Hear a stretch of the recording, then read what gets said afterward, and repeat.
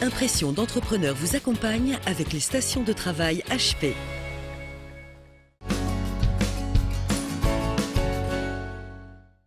Business Club de France, Impression d'entrepreneur, bienvenue si vous venez de nous rejoindre. Comment concevoir des éclairages nouveaux? C'est ce que vous avez certainement découvert dans ce reportage sur Lucibel. Mais nous avons voulu aller plus loin. Comment imagine-t-on, modélise-t-on et fabrique-t-on les intérieurs nouveaux, des intérieurs innovants qui sont beaux et designés, on va dire. Et c'est pour cela que nous avons le plaisir d'accueillir aujourd'hui Carlos Pujol. Bonjour. Bonjour Michel. Designer et architecte d'intérieur, c'est votre métier. On va rentrer dans le vif du sujet. Question directe, est-ce qu'en période de crise, les Français sont soucieux de leur intérieur et de la beauté de leur appartement, de leur maison? Autrement dit, est-ce qu'ils font appel à vous? Paradoxalement oui, puisque temps de crise égale un petit peu, pour faire la synthèse, partage du temps de travail, égale beaucoup de temps libre et donc beaucoup de temps à soigner son intérieur. Donc oui, on est sollicité. Effectivement, les budgets se réduisent dans certains cas, mais il y a encore des demandes pour faire des choses assez sympathiques et c'est tant mieux. On est toujours dans cette tendance qu'ont les Français, c'est-à-dire de soigner leur intérieur, de se mettre à la décoration, tout simplement parce qu'ils restent plus souvent chez eux, ils sortent moins. Voilà. Cette tendance est toujours marquée ? Oui, complètement. Nous, on travaille à moitié pour des professionnels et à moitié pour des particuliers, mais dans le domaine du particulier, oui, il y a encore une demande qui est assez abondante. Ouais. Alors, notamment sur Paris d'ailleurs, quand même. Alors, en parlant des professionnels, Carlos Pujol, je pense à cet hôtel à Charleville-Mézières qui s'appelle Au Dormeur du Val, 4 étoiles, que vous avez conceptualisé et décoré. Un 4 étoiles qui sort de l'ordinaire quand même, qui sort d'un 4 étoiles de classique. Est-ce que c'est ça la tendance aujourd'hui, sortir de l'ordinaire ? Je ne sais pas vraiment quelle est la tendance, parce que c'est un petit peu quand même un piège pour nous professionnels en la matière de suivre une tendance ou d'être dans une mode. On doit justement essayer d'avoir un champ d'action le plus large possible. Donc moi j'aime assez jouer des contrastes entre le neuf, l'ancien, le contraste des matériaux, le contraste des couleurs. Voilà, ça c'est un petit peu mon credo et ça effectivement ça m'amuse pas mal. Ouais. Il y a des effets de mode dans la décoration d'intérieur?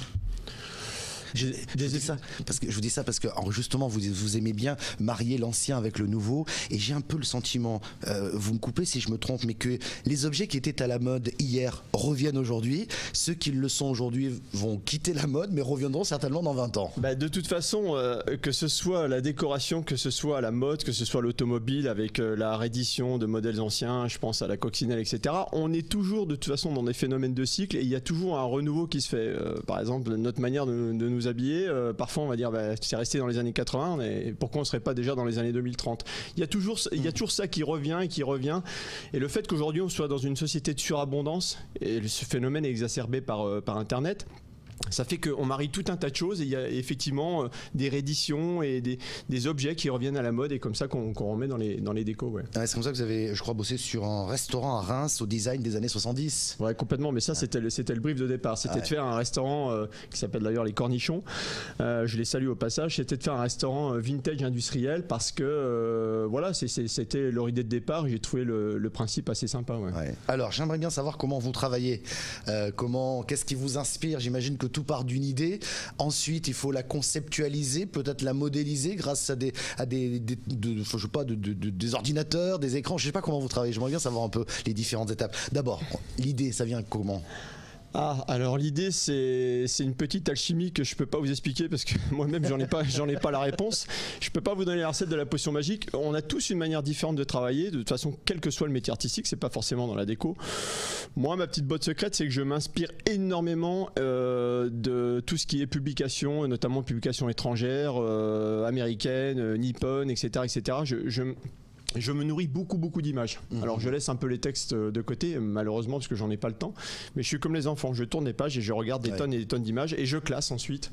Et je fais mes petits classeurs salle de bain, mes petits classeurs interrupteurs, mes petits classeurs luminaires. Voilà. Et c'est toujours pour moi des sources d'inspiration, mais je ne me nourris que de choses atypiques ou de concepts ou de choses drôles qui vont faire que je me dis tiens, ça on peut l'extraire, le transformer en autre chose pour en faire une déco. Mais le switch entre ce que je vois et ce que je réalise ensuite, j'en ai pas l'explication. Alors avant de passez au chantier, j'imagine que vous le modélisez. On a écouté dans le reportage de Lucibel quand ils modélisent leurs lampes par exemple, et avant de les lancer directement en production, il y a effectivement beaucoup de schémas sur ordinateur parce que ça permet tout simplement de prendre les bonnes mesures puis paf d'envoyer la production immédiatement. Et ils produisent très très vite, c'est ce qui leur permet d'être compétitifs. Vous, c'est pas pareil par définition, chaque cas est unique, mais vous essayez de le visualiser avant même de le construire? Non, on fait rien du tout, on se lance comme ça, on fait illusion en fait.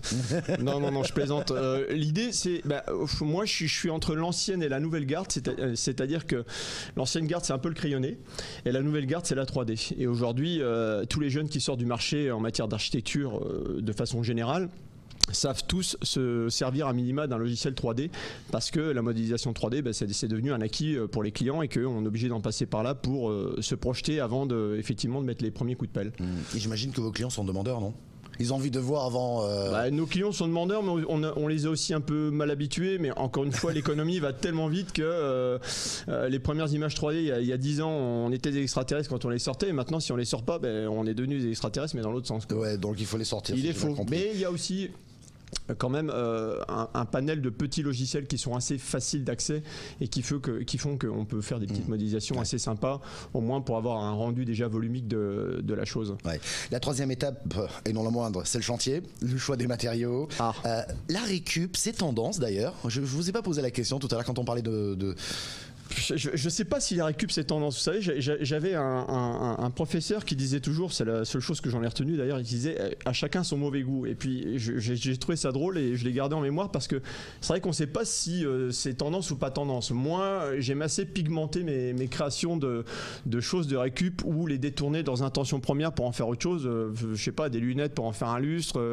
Il y a tout un tas de choses que j'ai faites et qui sont sur le site internet carlos.fr, mais ça c'est je sais pas si c'est tendance, mais en tout cas moi je m'amuse pas mal de ça et les clients sont toujours plutôt contents. Ouais, mais au niveau matériaux, il y a des demandes particulières aujourd'hui qui sont faites. Non, mais on revient quand même en ce moment beaucoup au bois parce que le bois ça reste quand même un matériau assez noble.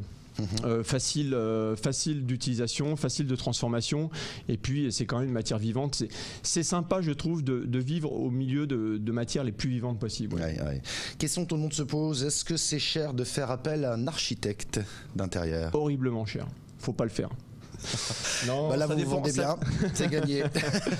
Non, ça dépend. Vous allez me dire, ça dépend du chantier. Bon. Oui, non, mais ça dépend. Effectivement, ça dépend de l'envergure du chantier, mais ça dépend aussi des honoraires des uns et des autres. Ça dépend de la notoriété. Il n'y a pas de grille. Designer. Non, il n'y a pas de grille parce que c'est de la matière grise.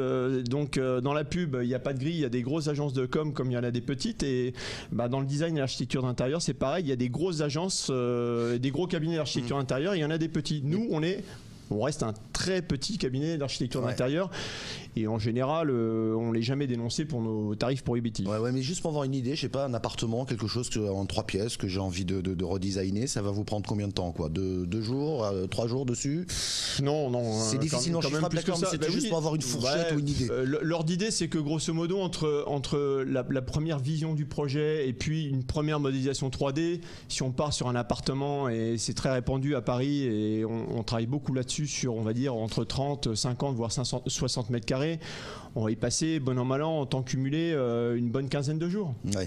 D'accord, c'était juste pour avoir une idée. Tiens, d'ailleurs, vous travaillez sur quoi actuellement? Autant sur des appartements parisiens, de particuliers, autant sur des établissements accueillant du public? Absolument, vous avez tapé dans le mille. En ce moment, je suis en train de travailler sur un gros hôtel qui est en cours de création. On en est vraiment au concept d'origine. Je suis en train de raconter l'histoire, le fil rouge, comme on dit, de poétiser tout ça. Comment on va transformer le béton pour en faire un joli hôtel avec un joli nom, une jolie enseigne et une jolie déco. Et dans quelle ville? Et puis ça, c'est à Paris. Ouais. Et puis aussi, encore et toujours pas mal d'appartements parisiens, pas mal de petites surfaces, parce qu'en ce moment il y a beaucoup de demandes pour les petites surfaces, mais bon, c'est le marché qui explique cela. Les prix sont tellement chers que on réduit ces surfaces d'habitation. Et d'ailleurs, on fera un lien avec votre site, vous l'avez évoqué tout à l'heure, mais il y a beaucoup de créations, et notamment vous aviez travaillé sur une très petite surface, je crois en 30 mètres carrés. Oui, tout à fait. Ouais. Assez exceptionnel d'ailleurs, et on vous montrera les images sur le site de Carlos Pujol, mais aussi sur le blog de businessclubdefrance.com. Merci beaucoup Carlos Pujol. C'était un plaisir, merci à vous. Merci, designer et architecte d'intérieur. C'était Impression d'entrepreneur avec les stations de travail HP.